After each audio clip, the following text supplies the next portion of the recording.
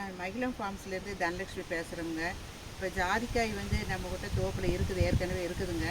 இதிலிருந்து தான் நாங்கள் இப்போ இருக்கிற விதை போட்டு முளைக்க வச்ச கன்றுகளுக்கெல்லாம் ஒட்டு கட்டுறதுக்காக இதிலிருந்து தான் நாங்கள் எடுக்க போகிறோம். அது எப்படி எந்த விதமாக பார்த்து எடுப்போம்னா, காய் நிறைய பிடிக்கிற மரத்தில் இருந்துமே, அதே சமயத்தில் அந்த பத்திரியானது இப்போ இந்த சிவப்பாக தெரியறது தான் இந்த ஜாதிக்காய் பத்திரி. இது வந்து நல்ல கிராம் வந்து வெயிட் அதிகமாக வர்றது எந்த மரத்தில் காய் பெருசாக இருக்குதோ அந்த மாதிரி மரத்தில் இருந்து தாங்க இப்போ நாங்கள் குச்சி எடுத்து இனி ஒட்டு கட்ட போகிறோம். அதுக்காக தான் இது காமிக்கலான்ட்டு வந்தேன். இப்போ இதை பற்றி என்ன சந்தேகம் இருந்தாலும் நீங்கள் கேட்கலாங்க. இப்போ நிறைய பேர் நினச்சிட்ருக்குறாங்க இதெல்லாம் வந்துட்டு மலை பிரதேசங்களில் தான் இந்த ஜாதிக்காயெல்லாம் நறுமண பொருள்களெல்லாம் வரும் அப்படிங்கிற மாதிரி நினச்சிட்ருக்குறாங்க. அப்படியெல்லாம் இல்லைங்க.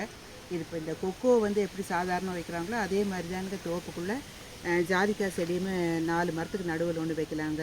இது நல்லா விரிஞ்சு பறந்து வரும், காத்தோட்டமும் இருக்குது நம்மளுக்கு. அதே சமயத்தில் நல்ல ஹைட்டாகவும் போகுங்க. இது ரொம்ப தென்னை மரத்தை விட அதிக வருஷமாக இருக்கக்கூடிய மரம்ங்குது. இந்த மரத்தில் வந்துட்டு ஒரு ஒட்டுக்கட்டின மரமாக இருந்ததுன்னா ஒரு 3ஆவது வருஷத்துலேருந்து காப்பு தொடங்குங்க. விதை போட்டு முளைக்க வச்ச மரத்துலேன்னா ஒரு 5 வருஷம் ஆகணும். ஆனால் அதுக்குமே பட்டிங் பண்ணிட்டுன்னா எல்லாமே பெண் மரமாக ஆகிக்கும். அந்த மரத்தில் பெண் மரமாக ஆனதுக்கப்புறமா வந்து தொடர்ந்து காய் நம்ம அறுவடை பண்ணலாங்க. முதல் கொஞ்சம் வருஷத்துக்கு வந்துட்டு கொஞ்சம் அளவளவாக இந்த வருஷம் ஒரு 50 காய் பிடிக்குதுன்னா அடுத்த வருஷம் ஒரு 100 காய் பிடிக்கிறதுக்கு வாய்ப்பு இருக்குதுங்க. அப்படியே ஒவ்வொரு வருஷமும் காய் வந்து ஜாஸ்தியாகிட்டே போகும். அப்போ நம்ம நினச்சி பாருங்கள், எவ்வளோ வருஷம் 300 வருஷம் இருக்கும்னா எவ்வளோ காய் பிடிக்கும்னு. இது வந்து இது சொல்லவே முடியாதுங்க. இது எப்படி சொல்கிறதுனே தெரியல. அந்த அளவுக்கு ஈல்டு கொடுக்கு. நம்ம இதுக்கு வந்து இயற்கை உரம் தாங்க பெரும்பாலும். இதுக்கு வந்து ரசாயன உரங்கள்லாம் போடுறதே இல்லை. நாங்களும் வந்து இயற்கை பண்ணையை தான் நாங்கள் வச்சிட்ருக்குறோம். தென்னை மரத்துக்கு எல்லாமே இயற்கை உரம் தானே கொடுத்துட்ருக்குறோம். இதில் ஒட்டு கட்டுறக்குன்னு பார்த்திங்கன்னா நல்ல காய் வந்து திரட்சியாக இருக்கிறதுமே, இந்த பத்திரி வந்து வெயிட் ஜாஸ்தியாக வர்ற மாதிரியுமே இருக்கிற மரமாக பார்த்து தான் எடுத்து ஒட்டு கட்டுவோம்.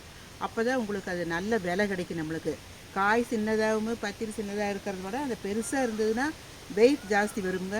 அந்த பார்க்குறக்கும் நல்லாயிருக்கும். அந்த வெயிட்டு கிடைக்கும் போது நம்மளுக்கும் நல்ல ஆதாயமாக இருக்குங்க. அந்த மாதிரி மரத்துலேருந்து ஒட்டு கட்ட போகிறோம். இது ஒன்ஸ் ஒரு இன்வெஸ்ட் பண்ணிட்டோம்னா அது நம்மளுக்கு காலத்துக்கும் ஒரு வருமானம் கொடுக்க பயிருங்குது. இதில் சந்தேகமே வேண்டியதில்லை.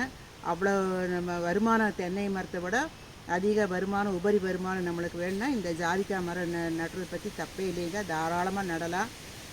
இந்த நாற்று வந்து ஒட்டுக்கட்டின நாற்றும் கிடைக்கும், விதை போட்டு முளைக்க வச்ச நாற்றும் கிடைக்குங்க. சில பேர் கேட்குறாங்க, எங்கள் மண் இப்படி, எங்களுக்கு தண்ணி வசதி இப்படி, நாங்கள் வெறும் பிளெயின்ஸ்லேயே நட்டலாமான்னெல்லாம் கேட்குறாங்க. அப்படி என்ன சந்தேகமாக இருந்தாலும் நீங்கள் என்னோடய தொலைபேசி எங்கிட்ட தொடர்பு கொண்டுட்டு நீங்கள் அதை விவரத்தை தெரிஞ்சுக்கலாம். என்னோடய நம்பர் வந்து 95 67 48 76 99ங்க.